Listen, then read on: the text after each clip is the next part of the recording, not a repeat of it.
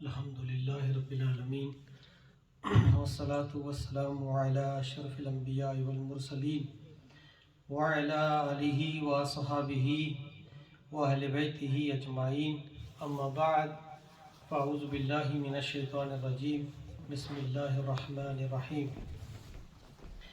اللہم صلی علی سیدنا مولانا محمد وبارک وسلم وصلی علیہ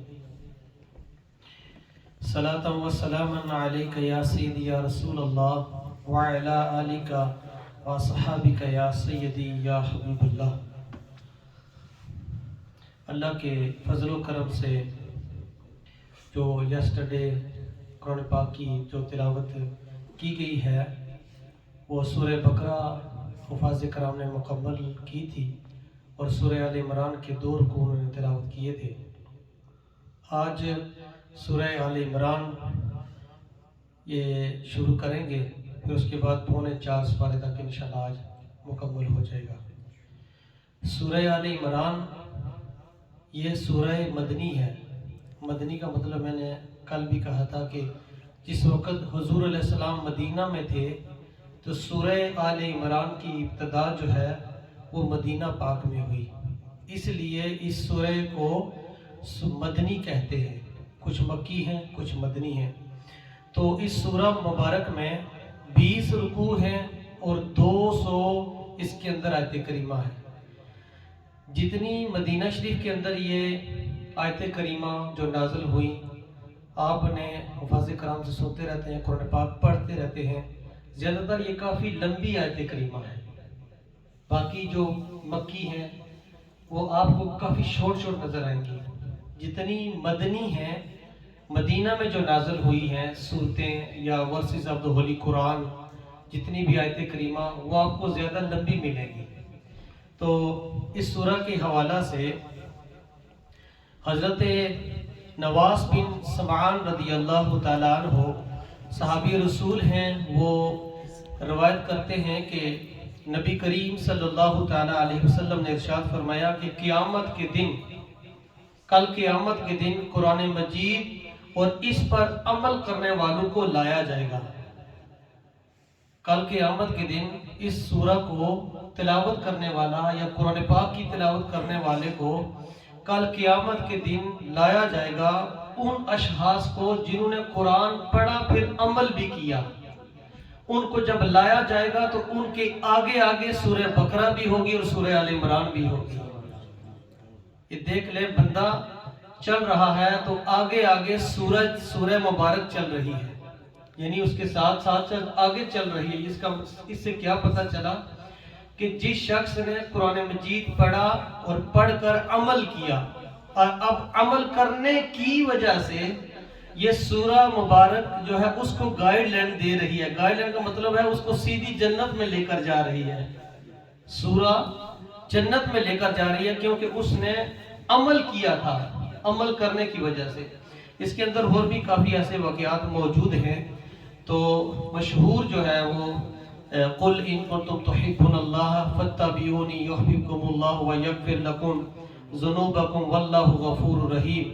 اس آیت کریمہ کی حوالہ سے جو شان نزول ہے، یہ اس وقت نازل ہوئی یہ آیت کریمہ کہ جس وقت اس آیت کریمہ سے معلوم ہوا کہ اللہ تعالیٰ کی محبت کا دعویٰ سب سے زیادہ سچا ہے۔ اللہ کی محبت کا دعویٰ، کیونکہ ایمان والا وہ ہے جس کے دل کے اندر اللہ کی محبت کوٹ کوٹ کے بھری ہوئی ہے۔ جس وقت کفار جو تھے مکہ کے ارد گرد، ان لوگوں نے یا جو لوگ بتوں کی پوجا کرتے تھے، وہ بتوں کی جب پوجا کرتے تھے تو ان کو سجا سجا کے رکھا کرتے تھے۔ تو ان کے سامنے کہا گیا کہ اے لوگو، تم نے اپنے آباء و اجداد کے دین کو کیوں چھوڑ دیا ہے؟ یعنی ابراہیم علیہ السلام کے دین کو تم نے کیوں چھوڑ دیا ہے؟ تو وہ لوگ کہنے لگے کہ ہم جو بتوں کو سجاتے ہیں یہ ہمارے لیے ملجا ماوا ہے، ہم حقیقت میں ان کو سجا تو رہے ہیں، ہم رب کی بارگاہ میں اسی رب کو مانتے ہیں، مگر یہ بھی ہمارے لیے رب ہی ہے، ہم ان کو رب مانتے ہیں۔ تو اس وقت ان سے کہا گیا کہ یہ تمہارا دعویٰ یہ جھوٹا ہے، وہ خالق ہے، وہ مالک ہے، اسی ہی کی پرستش ہے، اسی ہی کی پوجا ہے، اسی کے سامنے سجدہ ہے۔ وہ بارش دیتا ہے، اولاد دیتا ہے، ساری دنیا کا کنٹرول جو ہے وہ خالق کائنات کے ہاتھ میں ہے۔ تم اپنے دعوے میں جھوٹے ہو، تم نے اپنے آبا و اجداد ابراہیم علیہ السلام کے دین کو چھوڑ دیا۔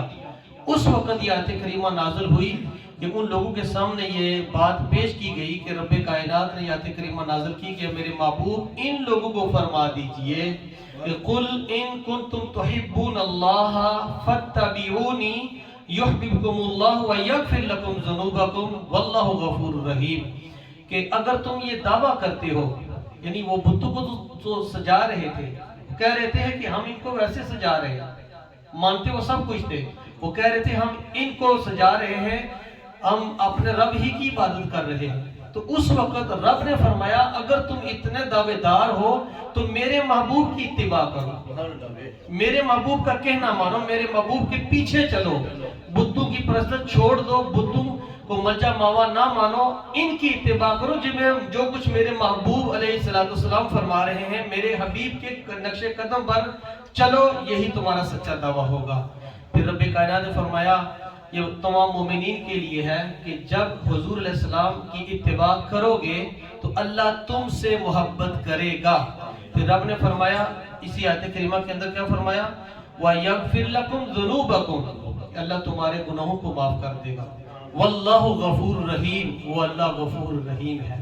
اب دیکھیں محبوب کریم صلی اللہ علیہ وسلم، آقا کریم علیہ السلام کی بات ہو رہی ہے کہ جب اللہ کے پیارے محبوب علیہ السلام کی اتباع کرو گے، محبت کرو گے تو اللہ تم سے محبت کرے گا۔